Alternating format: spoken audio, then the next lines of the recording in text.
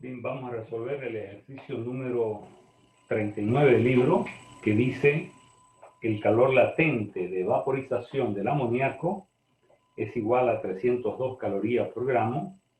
Pregunta: calcular la cantidad de amoníaco que puede vaporizarse al congelar 1 kilogramo de agua líquida que se encuentra a 20 grados centígrados, suponiendo que todo el calor se transfiere al agua. Entonces, en este tipo de ejercicios que son ejercicios de calorimetría, siempre es bueno que nosotros podamos graficar. Vamos a graficar temperatura versus calor. Nosotros tenemos agua, la cual se encuentra a 20 grados. En este caso, tenemos la cantidad de agua que es 1 kilogramo, que son 1000 gramos, que se va a congelar. Entonces, cuando el agua está a 20 grados, comienza a ceder calor. Aquí hay un calor cedido. Entonces de agua 20 pasa a agua 0 en una primera etapa. Luego el sistema sigue cediendo calor y de agua 0 pasa a hielo 0.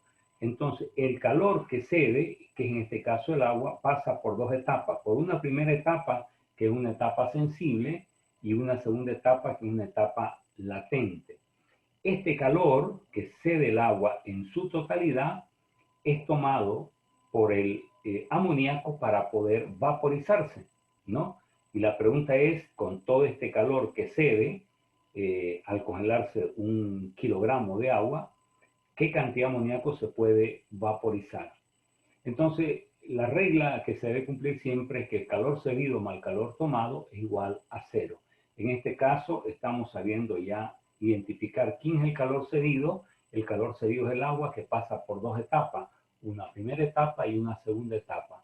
La primera etapa es un calor sensible, la masa del agua, por el calor específico del agua, por la variación de temperatura. En este caso, está yendo de una temperatura inicial 20 a una temperatura final 0. La segunda etapa es un calor latente, donde tenemos la masa del agua por la entalpía de solidificación. No nos están dando la entalpía de solidificación del agua, pero sí nos dan la entalpía de fusión del hielo.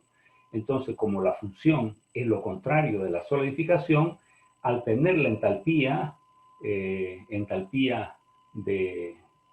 fusión del hielo, vamos nosotros a obtener la entalpía de solidificación del agua, siendo que es la misma, pero lógicamente tiene que ser contraria, ¿no? Opuesta. Entonces la entalpía de solidificación del agua es la misma que la fusión del hielo, pero opuesta. Entonces, haciendo la suma de estos dos calores cedidos en la etapa 1 y etapa 2, vemos que el total del calor cedido es menos 99.700 calorías.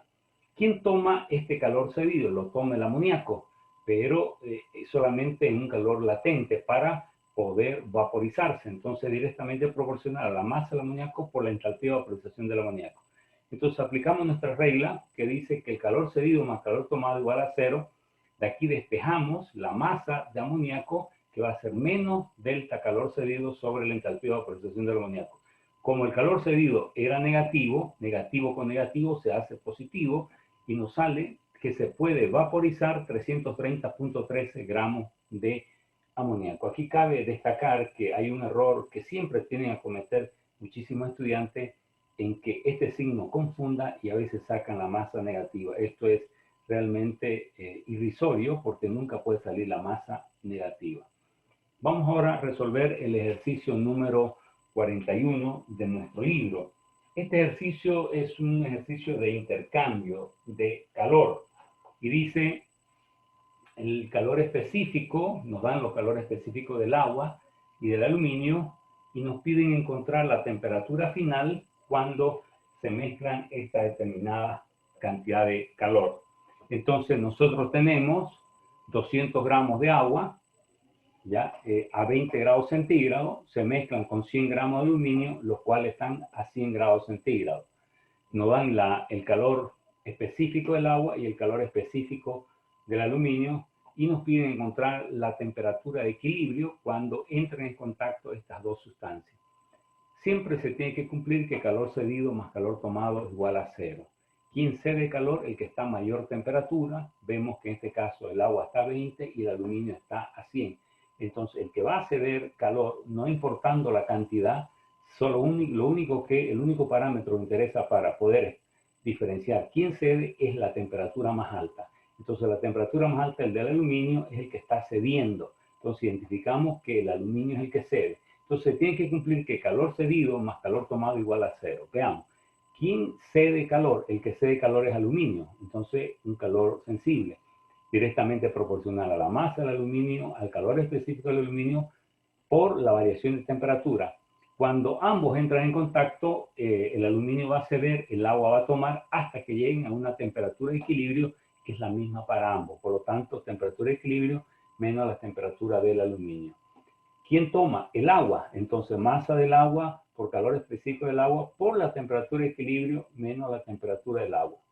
Haciendo toda esta multiplicación de estos factores, haciendo la factorización, aquí tenemos temperatura de equilibrio, acá también tenemos temperatura de equilibrio, vamos a poder despejar la temperatura de equilibrio que nos da este cociente, donde tenemos la sumatoria de la masa del agua, calor específico del agua por la temperatura, perdón, del aluminio, más la masa del agua, calor específico, la temperatura del agua, y en el denominador tenemos la masa del aluminio por el calor específico del aluminio, más la masa del agua por el calor específico del agua.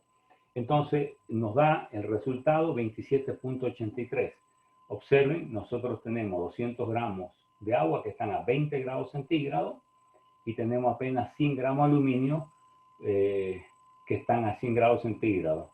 Entonces, al haber un intercambio, la temperatura de equilibrio final va a ser 27.83 grados centígrados.